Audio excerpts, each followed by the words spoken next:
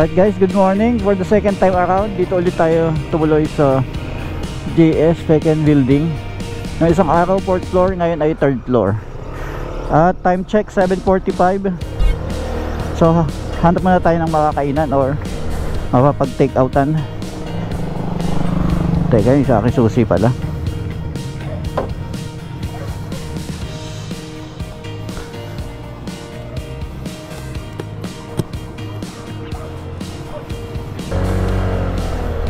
Naiwan ko na naman yung susi sa aking top box.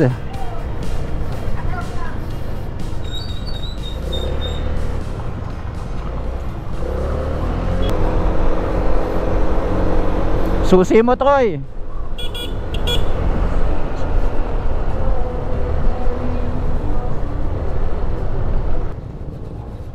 Susi mo.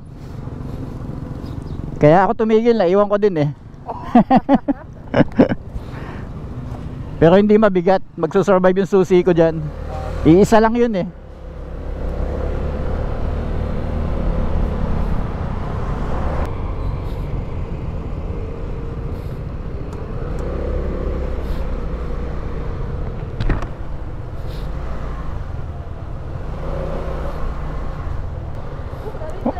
Walang tao sa loob, Troy.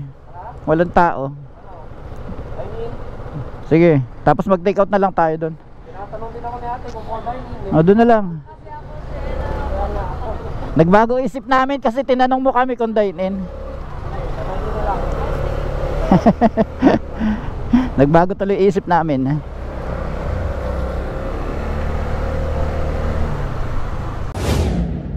OMG, akala ko tapos na kami kahapon sa mga bahaan at landslide. Sobrang itim, hindi natin kita kung may lubak o wala. Okay naman. Okay naman. Buti na lang di pa rin kami nagpapalinis ng motor.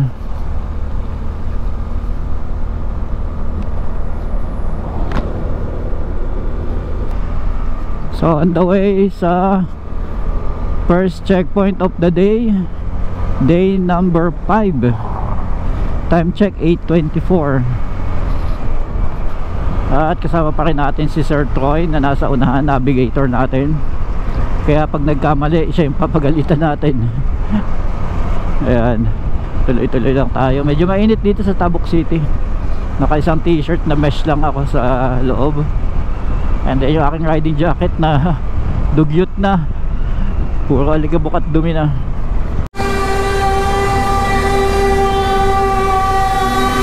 Meron palang construction dito. Gagaling ng mga gumagawa.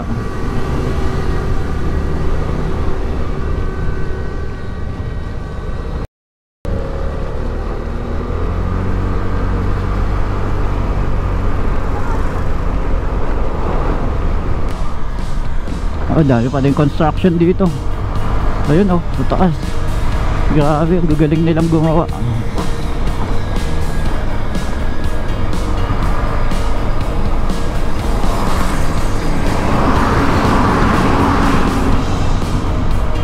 Katakot, babagsakan ng bato.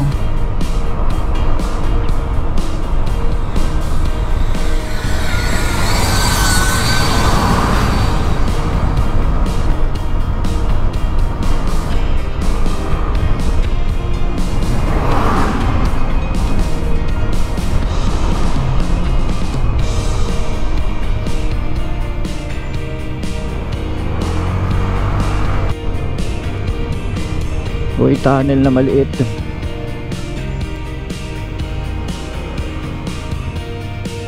Kasi paliko na, tapos maputik pa. Madulas talaga yon. Sayang, naka-on pa naman yung camera ko.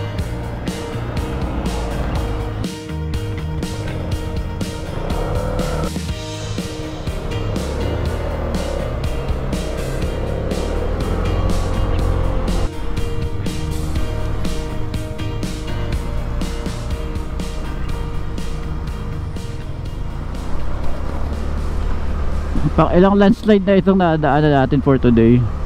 Hindi ko na mabilang. Siguro mga ano na to, 6 maliliit lang naman. Ang problema talagang madulas nandito sa ano, kalsada, lalong lalo na yung pinong-pino. Anong bridge to, ganda ng kulay. Okay lang yung basang putik eh, pero yung natutuyo-tuyo yung putik na, delikado, napakadulas.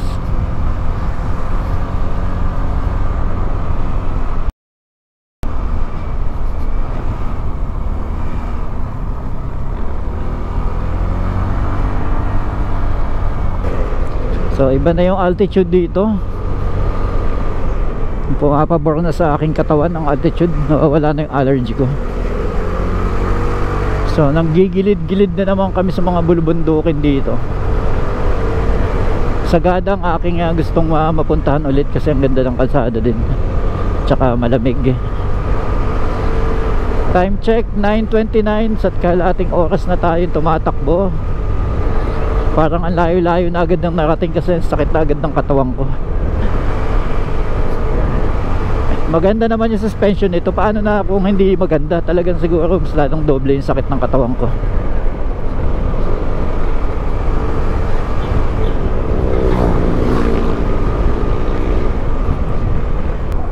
So guys, may nakita ako doon na signage, Sagada is 27. Ibig sabihin malapit na tayo sa Sagada. Pero meron pa tayong isa pang dadaanan na checkpoint bago ang Sagada. And time check 9:44. Napapalibutan na naman tayo ng mga bundok. Random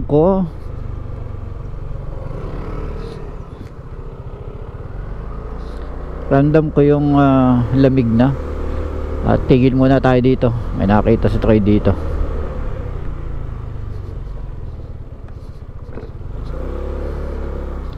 Yun.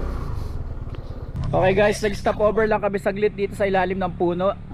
Napaka-presko dito. Ayan, kung nakikita nyo sa akin likuran,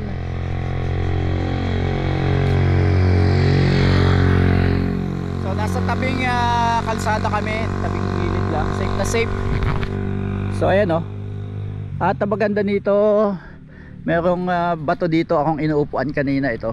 So thank you so much. So may sandalan dyan. And may magandang view dito. Actually may kalsada na doon hanggang sa pinakababa. So downhill kami ngayon, downhill. Napapalibutan kami ng bundok. Ganda ng mga puno, ganda ng view. At napaka-presko dito. Yan. So fresh na fresh. Presko. So ayan. Mga motor namin, ayan. Ay nakatagal kami. Safe Sir rin Troy. kami. ADB 150 Venture. Sobrang na-enjoy ADB namin 180. So parehong FKM Motors. Shoutout sa FKM Motorcycle Philippines sa pagpapahiram ng motor na ito at sa pag-support sa ating Cordillera Level 2. At wala akong masabi, hanggang ngayon wala tayong naging problema, walang naging issue sa motor. At masaya yung travel natin, malayo narating natin dahil sa motor na to. Alright, so back on the road na muna tayo, tapos na pagpapahinga. Alright.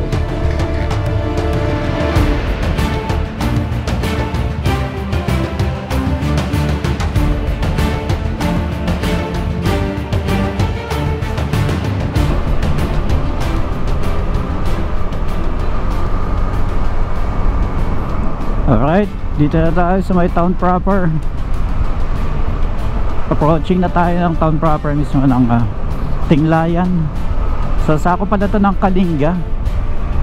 So first time kong makarating dito at saka so first time kong makarating sa mga lugar na to.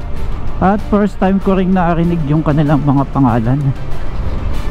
Dahil sa dami ng mga municipality sa Pilipinas, hindi natin lahat alam. So ngayon lang natin siya nalalaman.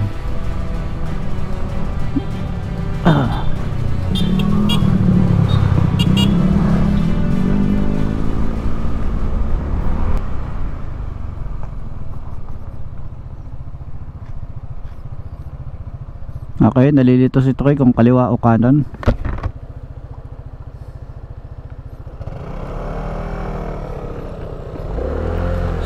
So sundan natin yung ating leader. Pag nagkamali si Troy, mali din tayo. Follow the leader.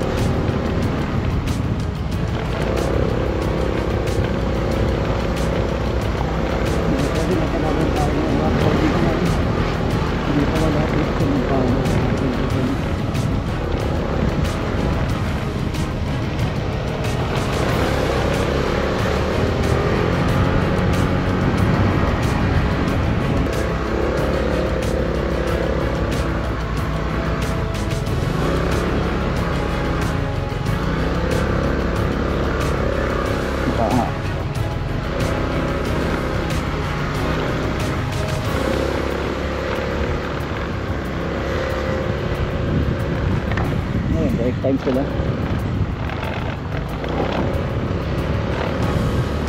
Kaya pala rin mga nakatambay dun sa unahang tindahan. Oh, what a view. What a view.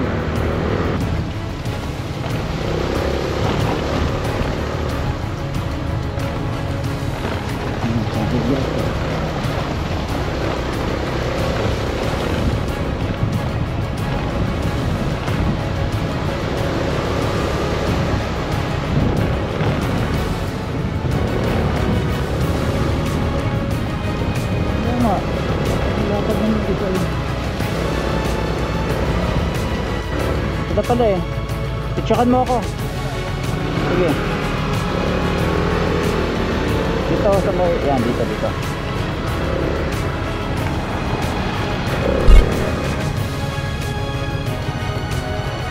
Picture kayo? Apo. Huwag odd. Ito lang. Saan kayo galing? Sa... Tabuk. Kasalukuyan kasi yung video. Oo nga.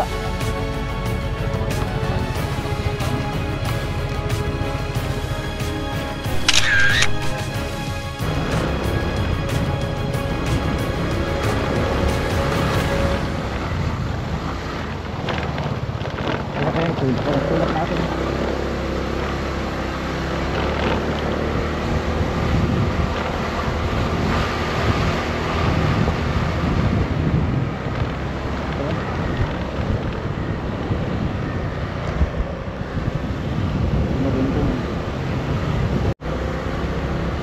Okay.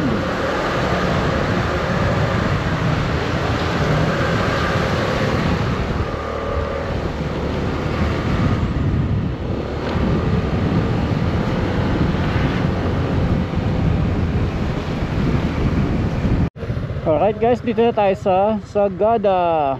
Ayan. Dinaanan natin ito ng level 1. At wala tayong napuntahan dyan kasi naisasadyain mo. Kailangan mong puntahan talaga.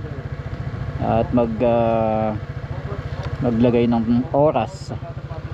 Ayan.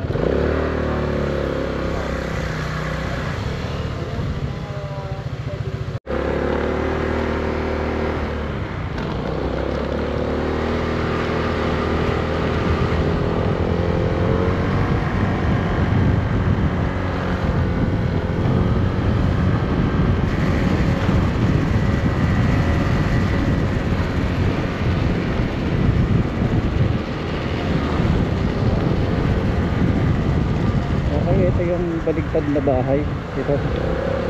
Baligtad pa rin hanggang ngayon. So tingin ko galing yan dun sa taas nito. Tapos taas nito mga bato-bato. Tapos nalaglag siya. Pagkaroon yung kanyang bagsa. Ayun, dito kami nag-hotel dati guys. So itong kanan na to. So yan. Yan. Okay naman siya. Malinis dyan. Medyo bunga na yung building pero malinis naman. Lalo na yung sikat.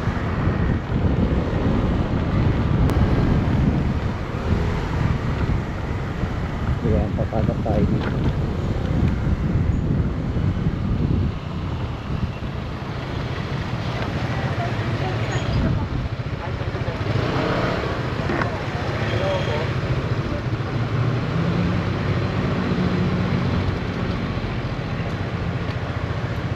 Kaya na muna Troy.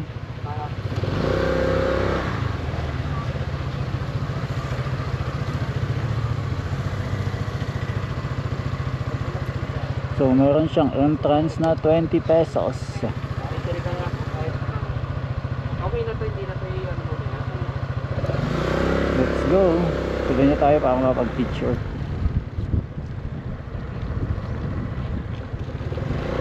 Time check 12:50.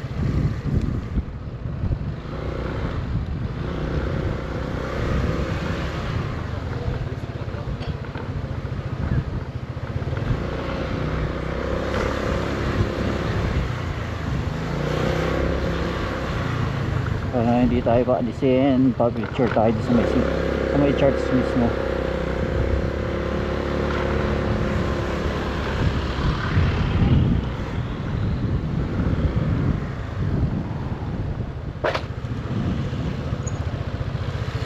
Go muna. Okay guys, para sa second to the last checkpoint. Second to the last. Actually pang 13 yata. 13 checkpoint. O, pang-apat daw sa uli. Meron pang 3 dito sa St. Mary's Church. Ito yung kasama sa ating checkpoint for the day. And time check almost magwa 1 PM na or 12:45 something like that. Yeah. Yun, ganda ng mga pine trees. Malamig yung climate dito. Hindi guys sa pinanggalingan namin. At kakain lang muna kami saglit ng aming Jollibee galing Pantabok. At ayun, pahinga lang ng konti. Medyo pagod na, haggard na. Alright, let's go. Nakapagpahinga na kami. Tapos na kami sa 13 checkpoint of total of 16. Ayan, dito sa Sagada St. Mary's Church. Dito din kasi yung checkpoint ng Cordillera level 1. Kaya galing na rin tayo dito. Baliktad na bahay. Tapos siya baliktad.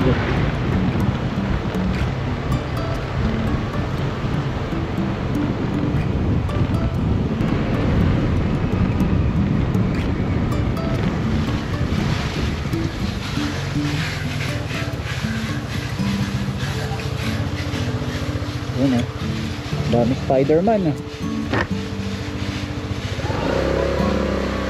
Spider-Man. Nagaganyan ka din kuya? Nagaganyan ka din? Hindi ka maakyat? Hindi na ako makakit, sila lang. Sila lang? Grabe oh, ayun oh. Sila wala kasi compressor namin. Pinakamataas na yun. Oo, meron. Sanay na sanay eh. Oo. Layo pa nga namin eh, Quezon City pa kami. Dito Oh. kami nasan eh. Dito na sa Quezon City. Oo kami. Ano contractor na?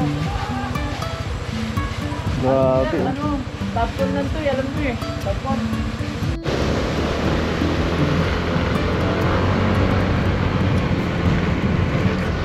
Grabe, scary. Buhay ang ganyan trabaho.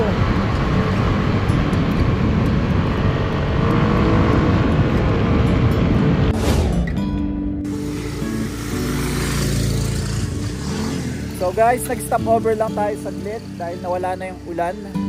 Okay lang yung malamig, wag lang yung may ulan nakasama pa dahil sobrang lamig. So andito tayo sa Welcome Art na Mountain Province. And then dito, pag tayo dumiretso pa dyan is Bugyas na. Ayan, Bugyas na siya. Ayan o. So nilalamig kami. Nakakapote kami pareho. Dito kami nakapark sa gilid lang. Ayan. Ayan.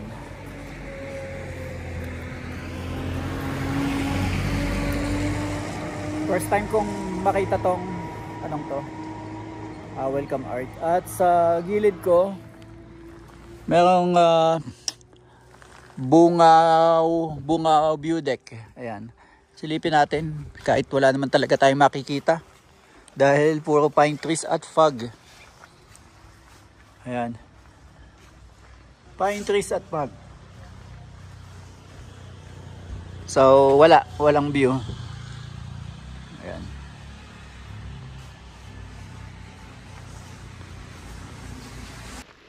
Alright, let's go na. Kapag selfie na tayo dito. At malamig. Thank you, Mountain Province. It's scary. Parang nasa movie. Hindi ko lang ito nakikita. Ay, grabe siya. Hindi ko nakakita yung pan.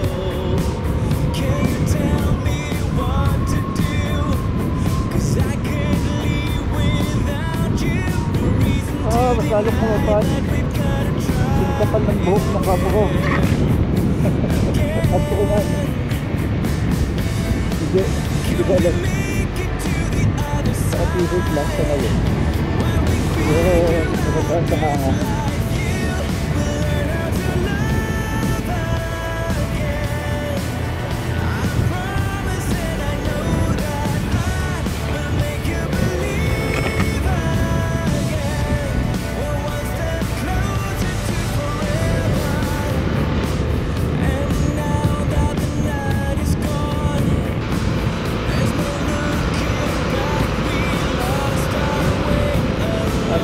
Pasok. Wala.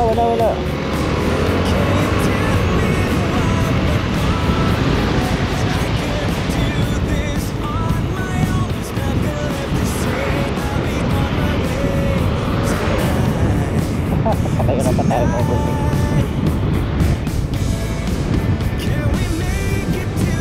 Dapat na mo.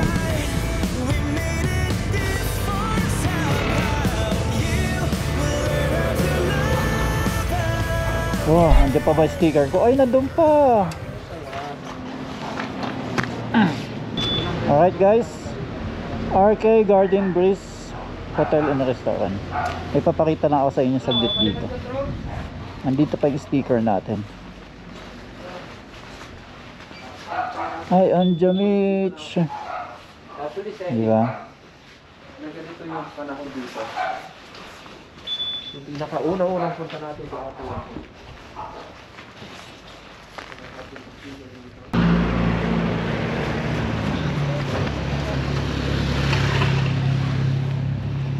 Ayan.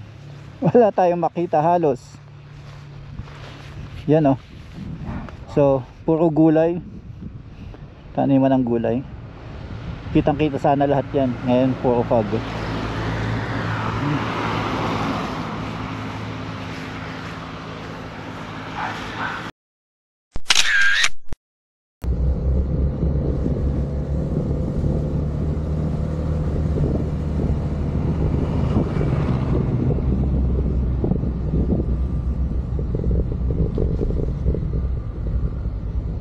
Sa wakas, wala nang ulan. Pag na lang. Grabe yung intense ng ulan kanina. Pag hindi ko makakalimutan tong rides na to. Itong pang pinali namin. Okay lang sana kung pag lang may ulan pa. Or kahit ulan lang, walang pag. Wala talagang makita. Ay nako. Okay guys, second to the last checkpoint. Ito yung church na kailangan naming makapag-selfie. Ang pangalan ng church ay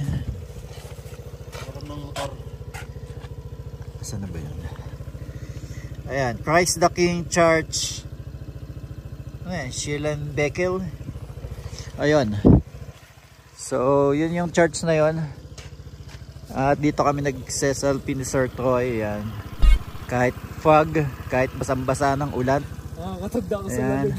Magdadagdag ako ng damit. So, yun.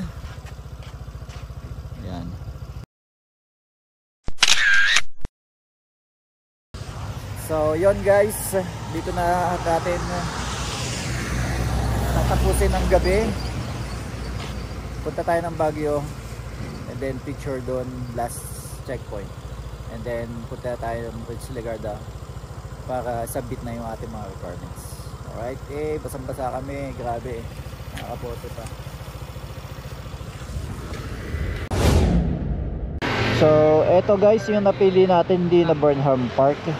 Ito, Baguio Botanical Garden. So mas malapit ito dito sa nadaanan namin, kaya umikot lang kami. Dito na kami nag-selfie. At yun na nga, tapos na tayo.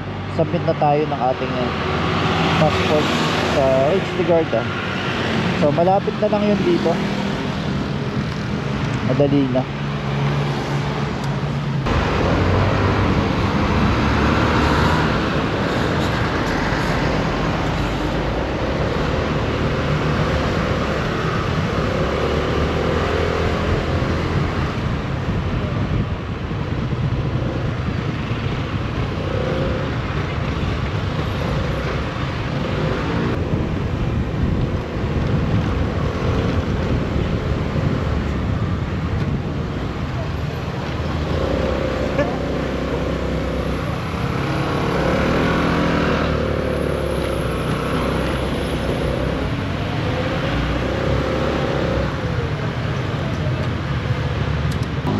Alright guys, dito na tayo sa Ridge Ligarda. Ayan, dito na tayo magsasubmit. At dito na yung ating final for today or for tonight. Yan dito.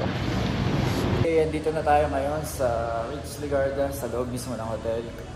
At kukunin na natin, actually nakuha ko na yung ating sticker, yung ating certificate. Sa likod yung Cordillera 8,747 curves at yung ating t-shirt. Alright, ayan. So congrats kay Sir Troy at kay MJMH.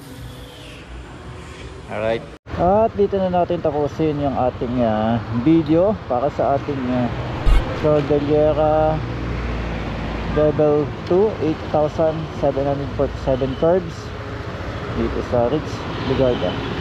Thank you sa Jabber. Thank you sa dali, nakaharang to. Ito pa ang bibili natin.